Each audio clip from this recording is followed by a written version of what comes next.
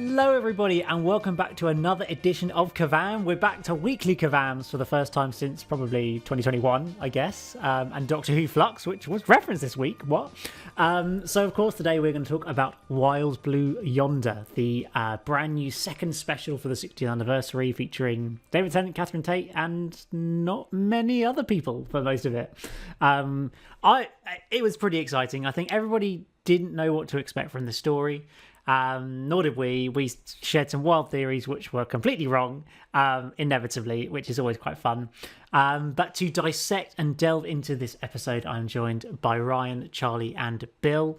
Let's start with you today, Bill. What was your take on this episode? What are your initial thoughts on it? Yeah, so as you say, we all kind of went in expecting something very different to what we ended up getting.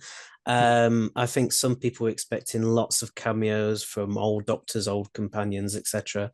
I wasn't too sure about that myself. It would have been nice, but obviously it's not what we got. But I think that what we got instead was quite.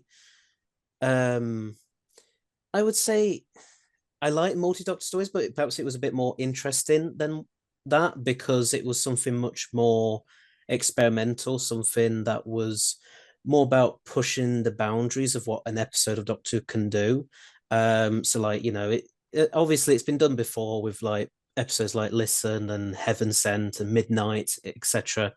But this is still very good, a kind of experimental episodes that really just shows again how that even now we've had so many of those episodes, it can still kind of work, and it can still be something really interesting. And yeah, I just loved how it felt almost claustrophobic, really, because it was mostly just David Tennant and Catherine Tate running around on a spaceship and doing some weird stuff Yeah.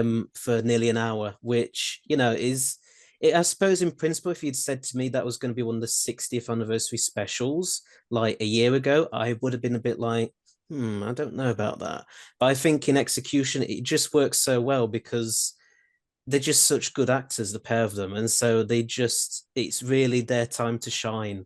Ultimately, they're not having to worry about bouncing off any Daleks or Cybermen or whatever. They're just there kind of dealing with very strange, very almost terrifying, like body horror in a way. And it was very intriguing. And yeah, it was great to go into an episode, I think for the first time in years, with knowing next to nothing about it, even if Yeah. that could have led to some misconceptions about what it was going to be like. It was still great to not have any of it spoiled or leaked like months in advance or anything, because that so often happens these days. Yeah. Um, yeah, I think it was just great. Some people, maybe will be very disappointed by it, and that's understandable. But I think for me anyway, I enjoyed the Star Beast, but I enjoyed Wild Blue Yonder probably more because it Yeah. was just much more just pushing the boundaries, whereas the Star Beast was much more safe and traditional sort of Doctor Who episode.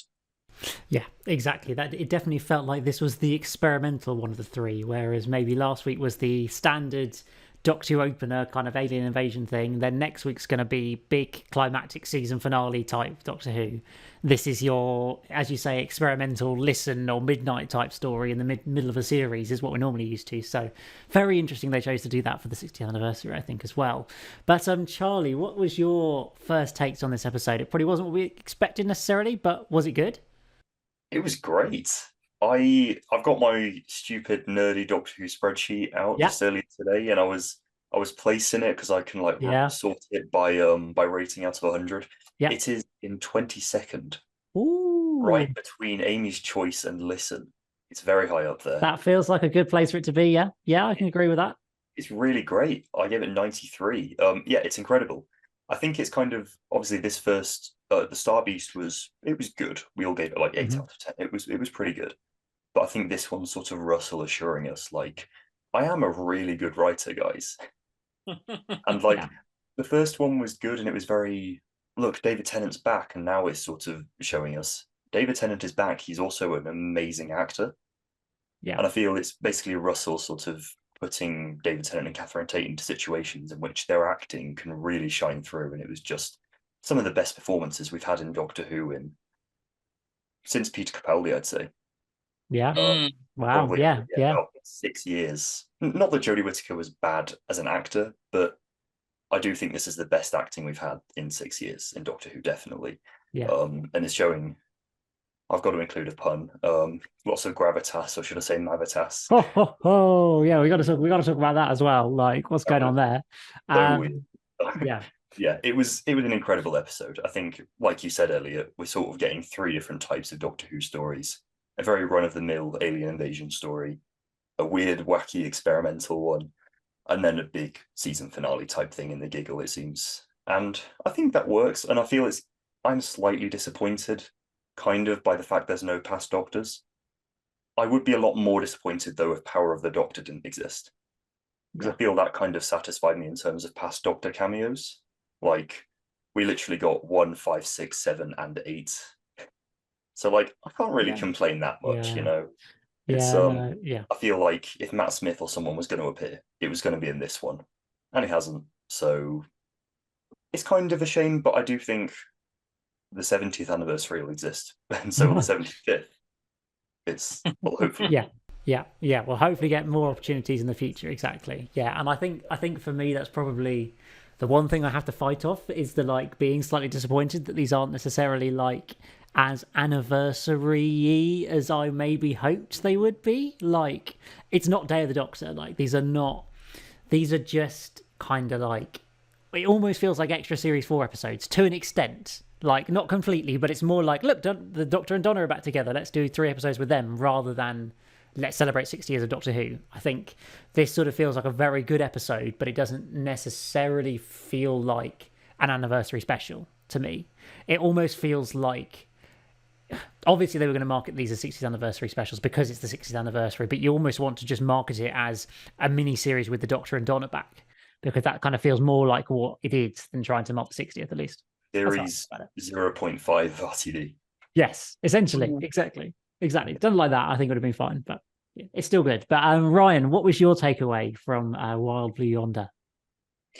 I have to, well, first off, good old-fashioned nightmare fuel.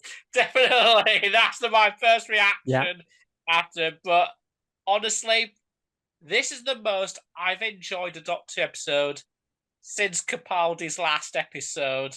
Wow. That's how much I really like it. This is the type of Doctor Who I want to see. Mm-hmm. This is truly legit top quality Doctor Who. I was actually kind of blown away by how damn good it was. It's such an amazing story. Really well written. I just love the atmosphere of it. I just love how it keeps you guessing, and which is also complements really well with how just tense it is, by just how it keeps you on the edge of your toes throughout. And I just love how, and also kind of how simplistic it almost is, because it's just basically the Doctor and Donna arrive on a spaceship and they have to combat evil versions of themselves. And that's literally the whole thing. And it sounds like it as simplistic as it is, it shouldn't completely work as well as it does, but it honestly really kind of blew me away by how just brilliant it was. I do have one nitpick, and that is I do think the cold opening with Isaac Newton, I'm pretty sure I'll talk about it, does feel like a children in need special akin to Destination Scarra, but that was just happened to be tacked onto the cold opening of this, and it didn't really blend well with the kind of story this was. It doesn't really fit. It was just, as I said, it just felt like a tiny little short film that got put at the beginning. But regardless, that's my only one flaw with it. Okay. Apart from, and a little bit of the CGI was a little bit ropey, but that's only a nitpick. But apart from those two things, this was pretty much damn near perfect. It's such an amazing story. It's in the same vein as Blink, Midnight, Warriors Gate, and the 3 Capaldi ones with listen, heaven sent and extremis. It feels like it feels right at home with that. Yeah. And I'm calling it now. I think this is still going to be my favourite of the three. I know we saw a giggle yet to come, but I'm still convinced this is still going to be my number one after all this. I'm giving it a 9 out of 10, and it's a very high 9 out of 10, which is the same score I gave Listen and Warrior's Gate. So, wow. It's this high praise, and I will come back to you next week and ask you, is this really still number one? We will be checking, don't you worry. But as you mentioned it, let's just quickly touch on the Mavity of the situation. Charlie, surely Mavity is going to be a plot point, or like the whole idea of changing little things and making little things change is surely going to be a plot point in the future. I know that was just a fun, jokey little scene, but the fact they then continued by referencing it in the episode, surely it's got to be important. I did think that. And at first, I did think it. Honestly, I don't know, right? But situations, right? It could be genuinely that starts to happen, and weird things from history get changed, and then Donna or Ruby eventually, casually just mentions things like that, and the Doctor's like, "What?" And then he just quickly corrects himself, like, "What was that?" Because obviously he's used to the phrase gravity. Yeah. And then Donna says Mavity, and he's like, what? "Oh yeah, it's Mavity," because loads of Earth people will have said it. Yeah. So I think that's a strange thing, but I think it could just be RTD setting up some sort of running gag for his future seasons, and then every few episodes, someone's just going to say Mavity, and the Doctor will just look at them confused, and it's just a running gag that he has. But it could genuinely be a plot point that things start to happen, and the Doctor's like, "What's going on?" But yeah, the scene itself, I was not like, I was very confused with it. Like you said, Ryan, it just did not blend well with the episode, and it's probably I'd say I've got 2 slight gripes with the episode that don't really matter much, and I think the fact that there are only 2 minor gripes is a big step up from what we were saying a year ago. Well, yeah. And it's the Mavity thing. Well, the Mavity joke is quite funny, really, in that they've just changed the word. But the scene itself, Also, I rewatched it, and I really don't think it has loads of rewatch value, in the sense that lots of it comes from the twists, and like, it's good to rewatch, and it does kind of hold up, but at the same time, I just did not get the same kick out of it watching it again. Totally, as good as it is. But I feel like Heaven Sent, right? Heaven Sent is incredible. Yeah. But on a rewatch level, like, lots of how good it is comes from that twist when he starts the second loop for the first time. You're like, oh my goodness, that just happened. Yeah. But certain episodes I feel just hold up so well, and you can watch them so many times. So yeah, the fact that they're my only 2 gripes really says a lot about the episode. It's pretty incredible. But as far as the Mavity thing goes, it could be a plot point, but I do think it's more likely just going to be some sort of running gag that RTD has in his few seasons or whatever. Yeah, no, that's fair enough. Yeah, I'm intrigued to see if it goes anywhere. But as you say, I mean, the other reason I thought that it might do is because the Children in Need special was also about the Doctor influencing the name of something. So I thought, him influencing the name of the Daleks and all that. So I don't know. Who knows? We will see. But yeah, I do agree with you that I think having watched it a second time, it definitely wasn't as impactful the second time as the first time. You just don't have that same, what's that noise? What's that banging noise?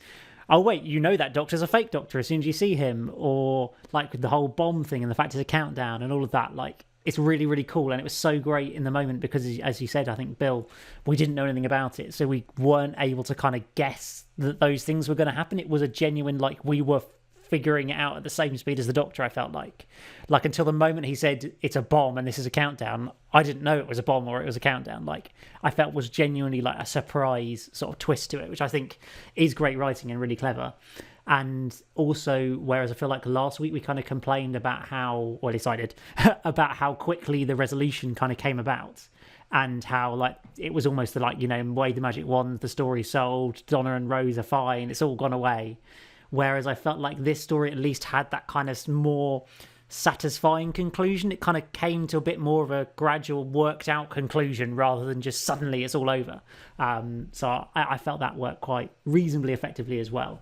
But Bill, obviously one of the big things about this story was we had David Tennant and Catherine Tate playing 2 roles each, and being basically, I think, in every scene of this story apart from the scene with Isaac Newton right at the start. I'm pretty sure after the cold open they are in every single scene of the whole episode, which is pretty unusual even for Doctor Who. So what do you think of their performances? Do you think they both pulled it off, playing their multiple roles? Yeah, completely. I mean, I think it's a real testament to how great they are as actors, that they were able to carry an episode, as I say, where they're just running around for nearly an hour. And yeah, I think it just worked really well. And it was just, I'm not saying like, I don't think that there's other actors that could do that just as well. I think there's plenty, but it is real. It just shows, particularly with David Tennant and Catherine Tate, why the Doctor and Donna just work so well, and why that kind of TARDIS team was so iconic and so beloved back in the day and still now and everything. It's because they're just both great actors. And I know people kind of say that Catherine Tate is like mostly known for comedy, and so people kind of mostly just expect her to be kind of doing comedy most of the time. But I think this episode has shown that it's like when you think the Doctor's left Donna behind for like a few minutes, and just the absolute terror on Donna's face, and you can tell that's some really good acting from Catherine Tate there, because she just really sells it in that moment. And I mean, it's Doctor Who, so we know that ultimately the Doctor's going to come back and save her, but you do kind of, for a second or two, you're kind of left thinking, oh, but is he? He might not. I think it's just something which, as I say, many actors could pull that off, but not like all of them, essentially. Like, it's a real testament to how great they both are as performers. Yeah, I think we definitely saw that in this episode. I think particularly Catherine Tate, I think, as you say, it's easy to almost forget how good just a pure actress she is. And she pulled off both those roles so incredibly. And the moment when we all thought she might, just kind of for a moment, thought she might die, I thought that was, she really just played all of that so brilliantly. I thought it was fantastic. And obviously that scene, just like in the first episode, in the Star Beast, also Donna nearly died. So, Charlie, surely this is foreshadowing that she's going to die next week. Surely. I think she is. I'm sorry. I don't want her to. I know, I agree. Pretty emotional, because RTD is very good at killing off characters and making us feel bad. Like, I did not really care for Rose that much, but in Doomsday, I was really sad. Yeah. And honestly, I was even pretty sad when Martha left. Even just how sudden it was, I was like, I kind of like Martha. And obviously the same with Donna in Journey's End. But I do think he's going to do it, because the way I see it, I feel like the Donna's missed the Doctor that much that she's just going to carry on traveling with the Doctor unless she actually dies, I feel. I don't know. She does have like Rose and the family and that, but she's got a time machine. Like, I do feel like she would want to carry on traveling with the Doctor, but she ends up getting killed by the toy maker or something. And then the Doctor confronts him or something, and the regeneration happens. I mean, we saw in the Next Time trailer on YouTube, I'm assuming. Yeah. There's a shot of the same cloudy background that we've seen Shooty behind, of the Doctor regenerating. Either they're hiding something big, because I think there was something about how that's not the actual background and it's fake. Yeah, that's what RTD said, yes. Did RTD say that? Oh, he said that about the original Shooty Gatwa shot was not, that background was fake. I mean, it might. I wonder whether it might have just been that it was the TARDIS, and we obviously hadn't seen the TARDIS at the time. But as you say, now that we've seen David Tennant behind that background, there's no reason to hide the TARDIS. It's very interesting. And we've seen obviously the shot at the end of the trailer of Shooty and the TARDIS. Yep. Doesn't really tell us much. Just Shooty will be regenerated into in this episode. Like, we all know that, really. Yes. But honestly, I know we were sort of discussing, like, will there be some sort of semi-regeneration and we get Shooty and Tennant in this episode? I don't really think that's happening. I think it will just be regeneration at the end. Yeah, more straightforward, end of the story. David Tennant becomes Shooty Gatwa, on we go. Yeah, I think that's sort of it. I think it's interesting as well how there's not really well, as far as we know yet. There's not really a proper reason why he's David Tennant again. He just sort of is. Yeah, they didn't really address that in this episode, did they? No, there could be a toy maker reason, but it could just be he's back. Yeah. Oh, yeah. I feel like it's got to be something. It's probably the toy maker, but you feel like it's got to have some relevance. Yeah. Anyway, yeah. I think Donna's going to die. Basically, as much as I don't want her to, I think it's going to happen, and it's interesting because we haven't really had a companion be killed off since Clara, I guess you could say, but then you could also say Bill, kinda, but then neither of them really ultimately died. No, I was going to say Adric. So yeah, it's kind of Adric. Really had one companion death, really, ever, which is crazy. So surely they're not going to actually kill Donna then. She's just going to, become a ghost or something. I don't know. 41 years later, we might actually get an actual death. There you go. It could be the exciting moment of one of the significant moments of the next episode. I'm certainly intrigued to see. And one thing I am aware of, but we're not. Well, I don't think we should touch on this episode. Is the rumors about bi-regeneration. I know that's been doing the rounds for ages, but I do not want to discuss it. I'm almost trying to avoid it, so we're not going to go there. I'm aware that is a rumor that's doing the rounds on Reddit, and in like 5 days' time, we'll know for certain if that's true or not. So anyway, one thing I did want to talk about, and I feel Ryan is very apt to talk to you about this, is the references to both the Flux and the Timeless Child in this episode. I wonder, maybe this is not something we were expecting, but how did you feel about it? Do you feel that it's right to be picking up on these things off the back of Jodie's era? How do you think that all played in this episode? Well, in regards to the Flux, I thought bravo to Russell for finally acknowledging it, because I discussed this at the time. At the end of Flux, they just sail away on another adventure. Like they did acknowledge the Flux. How much of the universe did it destroy? How much of it is still standing? Mm-hmm. And there's that much devastation. Why you're all still happy? Why it's all that? Got another adventure. And even Dan said, I think in the one afterwards, Eve of the Daleks, that you saved the universe last week and all that, which I'm just like, what? But they finally acknowledged that yes, it did destroy half the universe. It's still decimated. And it's tearing the Doctor up from inside. And I'm just like, yes, thank you. This is what I wanted. Yes. And they finally addressed it. And it's Russell that had to do it, not Shane. Yeah, exactly. And as far as the Timeless Child is concerned, I still don't like the idea. Never had, never will. But they only reference it as far as that the doppelganger saying you don't know where you're from, and that's about it. And honestly, that if they are going to reference Timeless Child in the future, that's as much as I want it to go, of the Doctor just not knowing where he came from, and that hurting him from the inside. If they're going to milk drama out of that, of him not knowing where he comes from, I would actually be okay with that. Now, having said that, I do not want to know where he actually came from. I do not want it to go explored in any further depth, because knowing exactly what the Doctor is not as interesting. Knowing his origins is just not as interesting as him in the character. What's special about the Doctor is the character. If we know the origins, it's less interesting. It's like the cyber leader said in Silver Nemesis, the secrets of the Time Lords mean nothing to us. True. But if they are doing the Timeless Child references in future, him not knowing where he came from, that's as much as I want to happen. And honestly, I think Russell managed it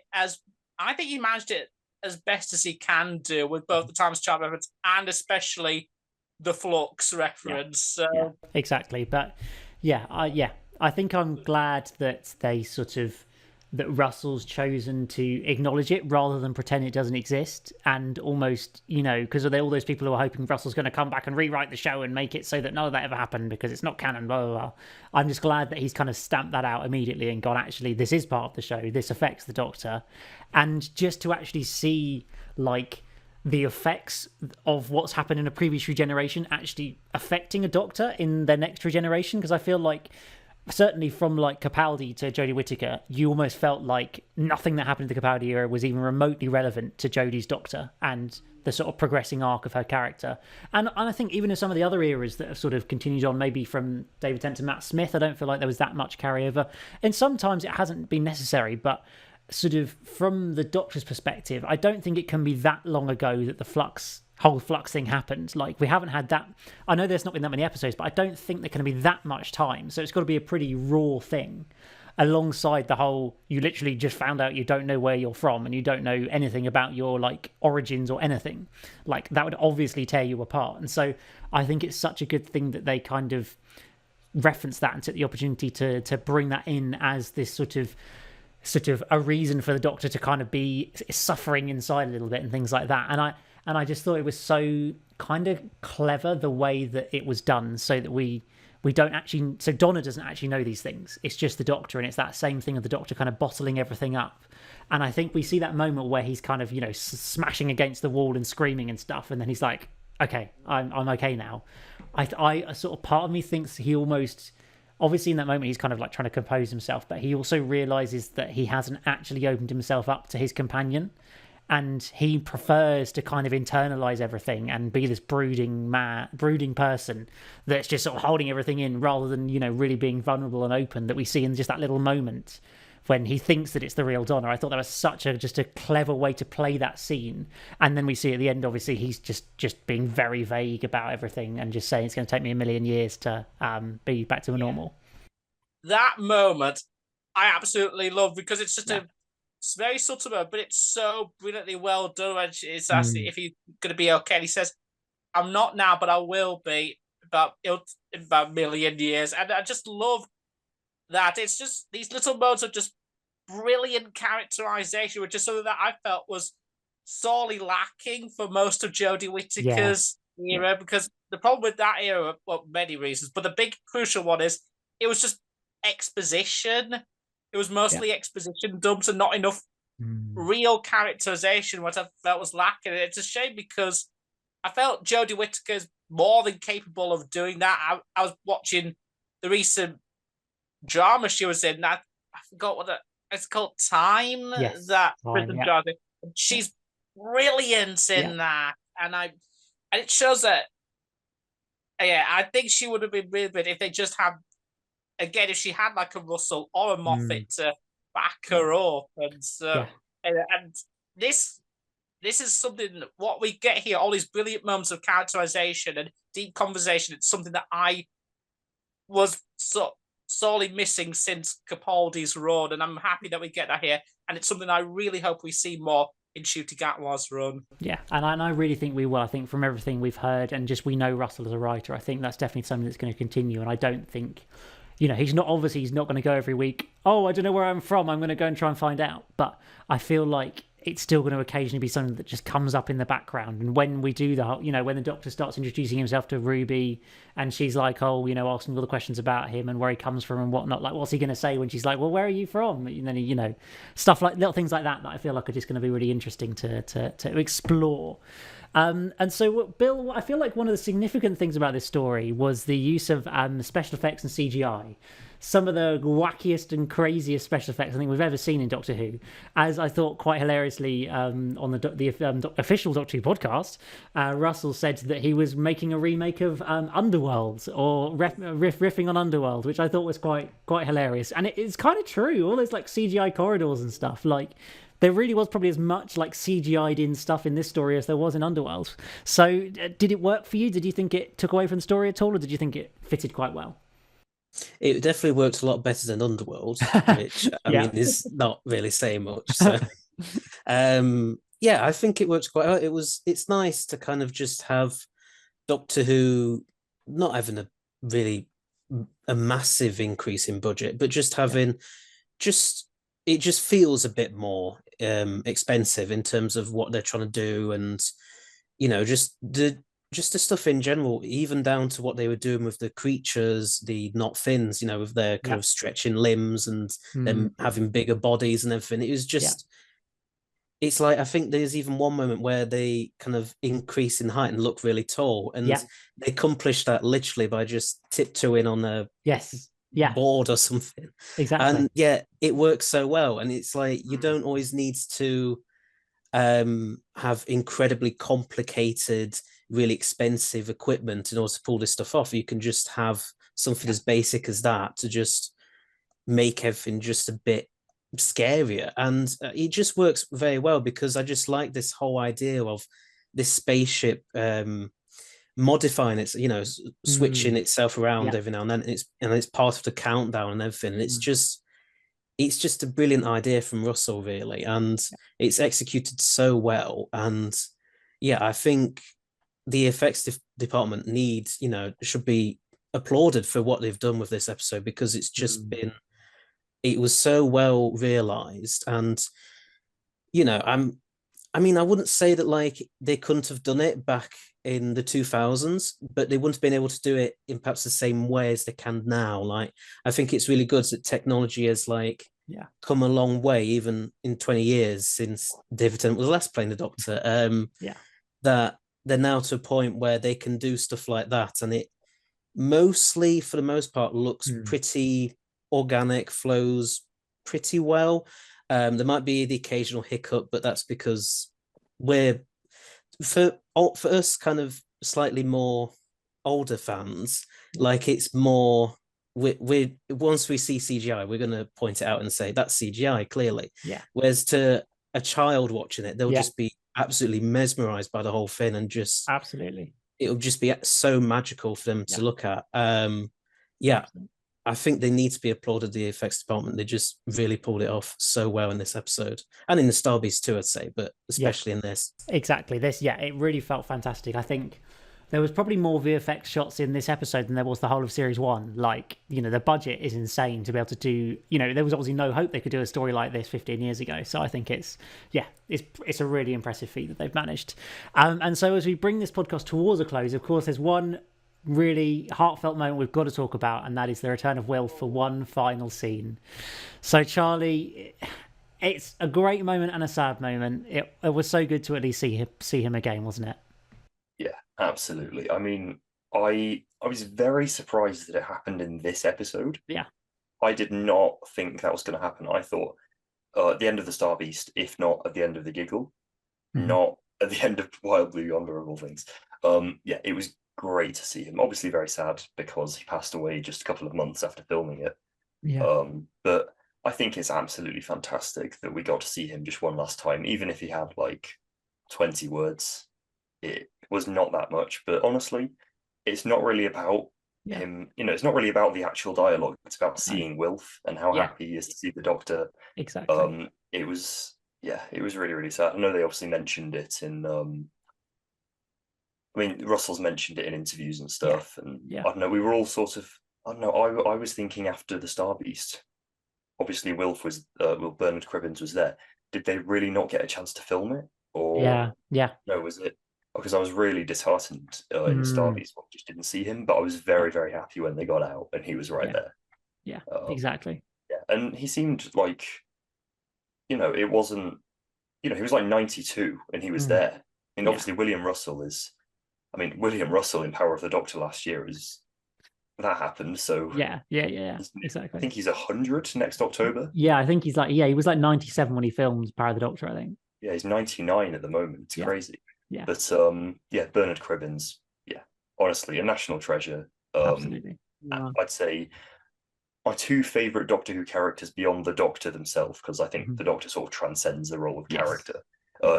Brigadier and Wilf, I'd say. Yeah, they do. Yeah, they really feel like on that same league, and just so memorable, such lovable characters, really. That I think, it's really sad that we're not going to see any more of Bernard Cribbins in the next episode. That they'd hoped to have a little bit of him, but sadly that's not to be the case. But I think it was great. He got the final scene of an episode, and an episode as good as that, that he got that final moment, I thought was really, really special.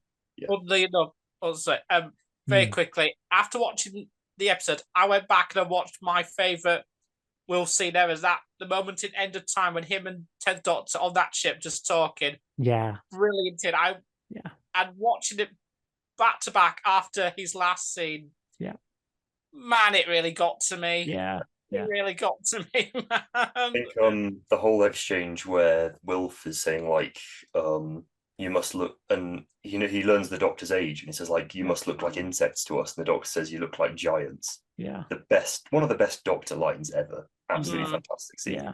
Yeah, they're both absolutely brilliant in that scene. I know there's, many people have different thoughts on the end of time, but the stuff between the Doctor and Wilf is just fantastic all round. And I think, that's, if we want to, remember some great moments of Wilf, that's definitely a story to go look back on from that perspective, because there's just so many great scenes of it. So before we wrap it up, I think we've kind of mostly all said our ratings, but we did it last week. So we're going to do it again. So Ryan, your out of 10, your mark? 9 out of 10. It's the same score I gave Warriors Gate, Listen and Extremis. Just absolutely fantastic. The Isaac Newton bit at the beginning was like my only gripe, but apart from that, everything else was amazing. I don't know if I would show my niece this because I don't want to traumatize her with some of those shots did look pretty nightmare fuelish, but just absolutely phenomenal story. Just brilliant.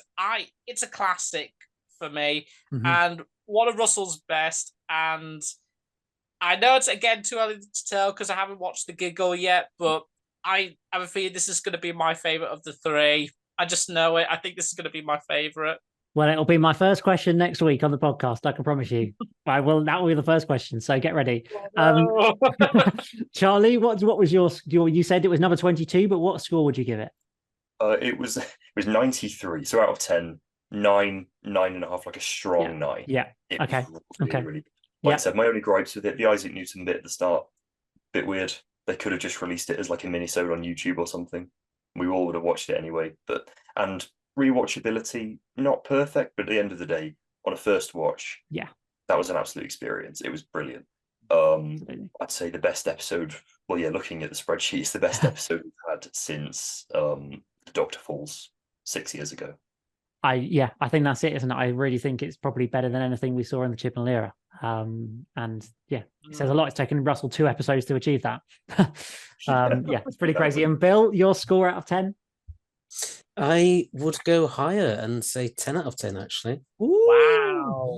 Full on. One of the best. I cannot really... There's some minor gripes with it, but if there's only small stuff you can really kind of say for an episode, I think that's a good sign that it's just a great hour of really scary, terrifying, weird stuff going on, but it's just so entertaining, so thrilling, and just absolutely brilliant. And Russell has knocked it out of the park again. And we'll see what happens with The Giggle and Series 14 and everything. Yeah, there's certainly a lot to look forward to. I mean, we're less than a week away from the final episode of the 14th Doctor. It's pretty crazy, and I'm certainly excited to talk about it next week. But that's just about all we've got time for this edition of the podcast. It's been great fun to talk about Wild Blue Yonder, and I'm sure it's going to be, all the shenanigans of next week are going to be something to look forward to. Remember to follow us on Twitter or X at KerVAM Pod. Check me out on YouTube at EMS Productions. But from me, from Ryan, from Charlie, from Bill, it's goodbye for now.